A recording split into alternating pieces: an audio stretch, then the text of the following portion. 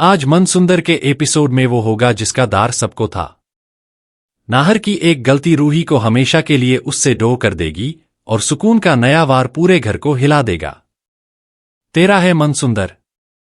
रात भर जिस तूफान ने नाहर के मन को बेचैन किया था, आज वही तूफान पूरे घर पर टूटने वाला है। एपिसोड की शुरुआत होती है नाहर के कमरे से, जहां वह अभी भी आहटों के बीच रूही की मौजूदगी को महसूस कर रहा है। उसकी सांसें तेज हैं, दिल दहल रहा है, पर सच्चाई अब भी धुंधली है। तभी अचानक कमरे की खिड़की अपने आप खुलती है और वही चूड़ियों की हल्की आवाज।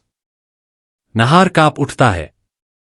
रूही, अगर तुम हो तो एक बार आवाज दो, नाहर फुसफुसाते हुए कहता है।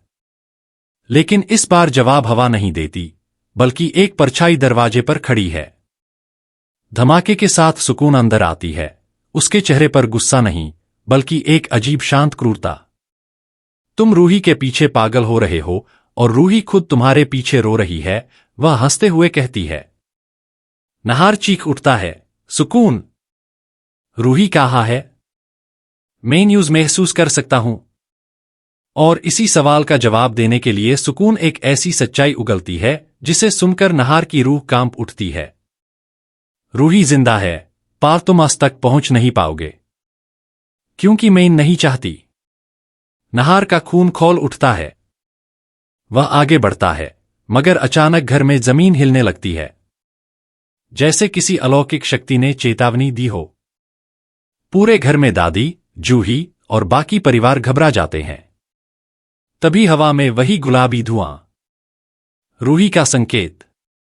नाहर समझ जाता है, रूही यही है, वो मुझे बचाने की कोशिश कर रही है। लेकिन सुकून अब अंतिम वार के लिए तैयार है। वह मंत्र पढ़ते हुए एक ताबीज जलाती है और कहती है, आज रात रूही का ना नाम बचेगा, ना निशान। नाहर उसकी तरफ दौड़ता है, पर इसी पल एक तेज आवाज आती है, नाहर जी। रूही की आत्मा पहली बार साफ आवाज में बोलती है, और सुकून का चेहरा राख की तरह सफेद पड़ जाता है। एपिसोड यहीं पर रुक जाता है। नाहर और रूही की आत्मा आमने सामने, और सुकून का अगला कदम खतरनाक।